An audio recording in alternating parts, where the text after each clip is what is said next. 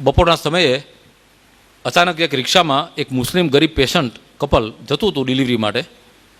રિક્ષાવાળાઓ મારા દવાખાના પાસેથી પસાર થયો. પેલી સ્ત્રીને અચાનક બ્લીડિંગ ચાલુ થઈ ગયું, મુસ્લિમ સ્ત્રીને દર્દની સાથે સાથે. અને પેલો રિક્ષાવાળો ગભરાયો કે આ સ્ત્રી કદાચ મરી જશે તો. એ જતો તો general hospital, municipal LG hospital તરફ, પણ એ ગભરાયો ને એટલે રિક્ષાવાળાએ મારું બોર્ડ જોયું દવાખાનાનું, એટલે બંને જણાને ધક્કા મારી નીચે ઉતારી દીધા કે જલ્દી ઉતરો ઉતરો, મારી રિક્ષામાં કંઈક થઈ જશે એમ કરી એ ભાડું લેવા લીધા વગર ભાગી ગયો. હવે મારા દવાખાનાના ઝાપા પાસે આ ઢગલો થઈને બાઈ પડી. એટલે મારા સ્ટાફના બેને કીધું કે સાહેબ મરી જશે આ બાઈ તાત્કાલિક. મેં તો લઈ લો ટેબલ ઉપર, કારણ કે આવી ઇમરજન્સીમાં પૈસાનો વિચાર ના કરાય, માનવતાનો વિચાર કરાય. એને મેં લીધી. પેલાને કીધું કે ભાઈ તારી પાસે થોડું ઘણું તો છે ને, કારણ કે હું ટ્રીટમેન્ટ ચાલુ કરીશ. મને ખબર છે કે આ એક એવી સ્થિતિ છે કે જે મિનિટે હું કેસ હાથમાં લઈશ એટલે ખર્ચનું ચક્કર ચાલુ થઈ જશે, આગની જ્વાળાની જેમ પૈસા ભરખાઈ જશે દવાઓ. મને કે સાહેબ 1500 રૂપિયા છે મારી પાસે. મેં તો ચાલશે, 1500 રૂપિયામાં તો મારો દવાનો ખર્ચ તો નીકળી જશે. એમ કરીને મેં કેસ હાથમાં લીધો. અને ઉપરવાળો કદાચ મારી કસોટી કરવા ધારતો હશે. એ સ્ત્રીની સ્થિતિ એટલી નાજુક થઈ ગઈ કે મારે 3-4 બાટલા લોહી મંગાવવું પડ્યું, તાત્કાલિક એનેસ્થેટિસ્ટને બોલાવવા પડ્યા, ઓપરેશન કરવું પડ્યું, સિઝેરિયન, એનું બાળક અને બેનો જીવ બચાવવો પડ્યો. ખાલી મારો ખર્ચો ગણો ને, એનેસ્થેટિસ્ટ ખાલી 4000 રૂપિયા લઈ ગયો. 4500 રૂપિયાની દવા થઈ, 2-3 હજાર રૂપિયાના બ્લડ બોટલ્સ થયા. મારો રહેવાનો ખર્ચો જુદો, ઓપરેશન થિયેટરમાં જે મશીનો વપરાય, એના જે મોંઘા વાયક્રિલના દોરા વપરાય, એ બધાનો ખર્ચો ગણીને હું હિસાબ માંડવા બેઠો તો 20000 રૂપિયા થયા. 7 દિવસ ત્યારે હું રાખતો હતો પેશન્ટને. હવે તો 3 દિવસમાં રજા આપીએ છીએ. જ્યારે રજા આપવાનો સમય થયો ત્યારે પેલો એનો પતિ આવ્યો મારી પાસે. મેં તો ભાઈ તારે જે આપવું એ આપ, મારો ખર્ચો ગણું તો 20000 છે. મને કે સાહેબ બપોરને તો પહેલે બોલ દિયા હતા, અમારે પાસ ખાલી 1500 રૂપિયા હે. એમ કરીને એણે 1500 રૂપિયા ટેબલ પર મૂક્યા ને એ જતો રહ્યો. એની પાછળ પેલા બચ્ચાને લઈ એની બેબી પણ બહાર આવીને મેં જોયું કે બિચારી, મેં ટાંકા કાઢ્યા હતા પણ આમ દુખતા હોય તાજા ડ્રેસિંગ, એટલે બેવડી વળીને બાળકને હાથમાં લઈને નીકળતી હતી. મને દયા આવી ગઈ. એના વરને મેં પાછો બોલાવ્યો. મેં તો કેવી રીતે જશો? તો કે સાહેબ પેદલ જાયેંગે. મેં તો લે આ 20 રૂપિયા પાછા, તું રિક્ષામાં જજે. એટલે મને મળ્યા 1480 રૂપિયા. હું પણ માણસ છું, ભલે દયાનો ભાવ રાખીએ છીએ, પણ મનમાં તો ચક્રો ચાલતા હોય. એટલે ગયા પછી હું છત તરફ જોઈને ભગવાનને ઠપકો આપવા માંડ્યો કે ભગવાન આવું શું કામ કર્યું? આ રિક્ષાને મારા દવાખાના પાસેથી જ પસાર થવાનું સૂઝ્યું? અમદાવાદમાં આટલા બધા ગાયનેકોલોજીસ્ટ છે, ક્યાંક બીજા દવાખાના પાસેથી પસાર કરવી હતી ને. કારણ વગર મને શું કામ 20000 રૂપિયાના ખાડામાં ઉતાર્યો? 20000 રૂપિયા માઇનસ 1480 કેટલા થાય? ગણિતના સાહેબ બેઠા છે. મારું ગણિત બહુ કાચું છે. હું મારે ગમે ત્યારે મારા ગણિતના શિક્ષકો ઉપર ફોજદારી કેસ કરવો છે કે મને ગણિત કેમ શીખવાડ્યું નહીં. બરાબર? એટલે હું ભગવાન સાથે રિસર્ચ ઝઘડવા બેઠો કે ઘોડા અગર ઘાસ સે દોસ્તી કરેગા તો ખાએગા ક્યાં. આ એક પેશન્ટ મને ઠીક છે, ચલો ચલાવ્યું, પણ હવે આવા બીજા પેશન્ટ ના મોકલતો. અને સેજ તો દયા ખા, આ પૈસા મફત આવે છે, કારણ વગર મને ખાડો પીડો, આવું શા માટે કર્યું? તારી કંઈ ફરજ નથી આ જોવાની.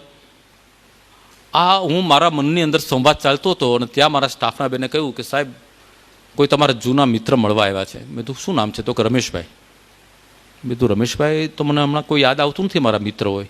હા, 15-17 વર્ષ પહેલાં એક મિત્ર હતા રમેશ પટેલ, મારું જૂનું દવાખાનું હતું ત્યાં એની નાનકડી દુકાન હતી વોલપેપરની. મને કહા એવું જ કહે છે. તો બધું મોકલો એને. મારા મિત્ર હતા એ, બરાબર. એ આવ્યા, અમે બંને ભેટી પડ્યા. મેં તો અરે રમેશભાઈ તમે ક્યાંથી? અને તમારો તો રંગઢંગ બદલાઈ ગયા. તો હા સાહેબ, આપણે એક દુકાન હતી, એમાંથી 4 મોટા શોરૂમ કર્યા છે અને ભગવાનની દયાથી ખૂબ કમાયો છું. કે અહીંથી પસાર થતો હતો BMW કાર લઈને, તો તમારું બોર્ડ જોયું તો એમ થયું કે સાહેબને મળતો જાઉં. મેં તો આવો બેસો. બેઠા. ત્યારે અમે જ્યારે મિત્રો હતા ત્યારે હું લખતો નહોતો. એટલે પહેલી વખત મને એ વાત કરતા, મને કે સાહેબ બહુ સુંદર લખો છો તમે ડૉક્ટરની ડાયરીમાં, એમાં પણ તમે જ્યારે કોઈ ગરીબ સંસ્થા વિશે કે કોઈ ગરીબ પેશન્ટ માટે લખો છો ને, ત્યારે કે મને એમ થઈ જાય છે કે સાહેબને જઈને કંઈક મદદ કરી આવું, આર્થિક મદદ. મારી પાસે બહુ પૈસા છે, એટલે સાહેબ ભવિષ્યમાં તમારે કંઈ જરૂર પડે તો મને કહેજો. મેં તો ભવિષ્યમાં નહીં, અત્યારે જરૂર પડી છે.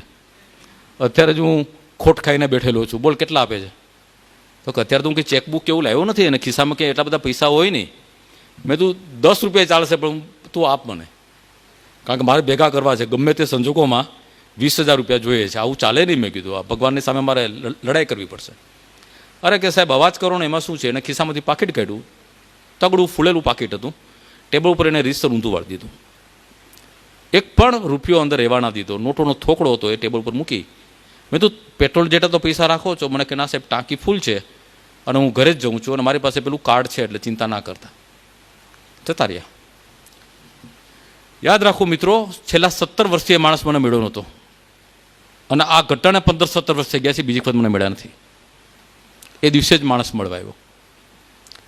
એ ગયા પછી મેં રૂપિયા ગણ્યા, 20,000 રૂપિયામાંથી 1480 રૂપિયા બાદ કરો એટલી રકમ હતી.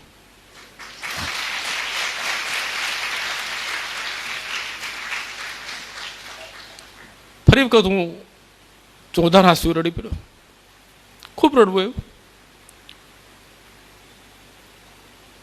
કોને કહું? ફરી ઉપર છત તરફ જોઈને કહ્યું કે વાહ ભગવાન, તું ચાર્ટર્ડ એકાઉન્ટન્ટ પણ થયેલો છે, મને ખબર નહોતી. પાઈનો હિસાબ રેખો છે. 20 રૂપિયા કાપી લીધા એણે. હા બરાબર, રાત્રે 1480 રૂપિયા કાપી લીધા. એ દિવસે મને ખબર પડી કે ઈશ્વર છે 100% છે ને હાજરા હજુર છે, તમારી પાસે જ ઊભો છે, બધું જુએ છે, આપણે એને જોઈ શકતા નથી. તમે સારું કામ કરો છો એ પણ જુએ છે, તમે દુષ્કૃત્ય કરો છો એ પણ જુએ છે, તમને બદલો પણ આપે છે ભલાઈનો અને તમારી બુરાઈની સજા પણ અહીં આપે છે. એ પૂર્વજન્મને પુનર્જન્મની વાત ના કરતા, બધું આ જગતમાં આપણે અહીંથી જશું એ પહેલાં મળી જાય છે જે સજા. આજે જો તમારા જીવનમાં કે મારા જીવનમાં કોઈ દુઃખ આવ્યું છે તો માની લેજો કે આપણે જે ખોટું કર્યું છે એની સજા ભગવાને આપી છે. અને જો કોઈ શુભ કર્મ થાય છે તો સમજી લેજો કે ભગવાને આપણા કોઈ પવિત્ર કામનું તમને બદલો આપ્યો છે. એ દિવસથી હું ઈશ્વરમાં માનતો થઈ ગયો અને સાક્ષાત એ પછી તો અનેક પરચાઓ થયા છે, અનેક પરચાઓ. એ દિવસે જો મને રમેશભાઈ 15,000 આપ્યા હોત કે 30,000 રૂપિયા આપ્યા હોત તો મને ઈશ્વરમાં આટલી શ્રદ્ધા ના બેઠી હોત. પણ મને એ દિવસે ખબર પડી કે નરસૈયાની હુંડી શામળીઓ સ્વીકારે છે, આજે પણ સ્વીકારે છે. જરૂર માત્ર એટલી છે કે તમે આ હુંડી લખતી વખતે એ જ આરજુ, એ જ આજીજી, એ જ ભક્તિભાવ ધરાવો જે નરસિંહ મહેતાએ ધરાવ્યો હતો. એટલી તીવ્રતાથી પોકાર કરો તો કૃષ્ણ ભગવાન સાંભળશે, દરેક ભગવાન સાંભળશે. અને મારી જિંદગીમાં જે એક તત્વ ખૂટતું હતું, આસ્તિકતાનું, શ્રદ્ધાનું, ધર્મનું, એ આ ઘટનાથી, અને આવી તો પછી અનેક ઘટનાઓ બની છે મારા જીવનમાં, એ તત્વ એણે મને પૂરું કરી આપ્યું. આજે હું એટલો સભર છું, અંદરથી એટલો સમૃદ્ધ છું, બહારની સમૃદ્ધિ મને સ્પર્શતી નથી. મારો બંગલો હોય કે ગાડીઓ પડી હોય કે ક્યાંક સ્ટેજ ઉપર જોયો એના કોટ પહેરવો પડે તો પહેરીએ છીએ, પણ હું ઘણી વખત કહું છું કે આ સૂટ અને બૂટ એ મારા શરીર ઉપર ચડે છે, મારા મન ઉપર ચડતા નથી ક્યારેય. કારણ કે મને ખબર છે કે મારી શરૂઆત ક્યાંથી થઈ હતી અને એ દિવસો હું ક્યારેય ભૂલતો નથી અને ભૂલવા માગતો પણ નથી.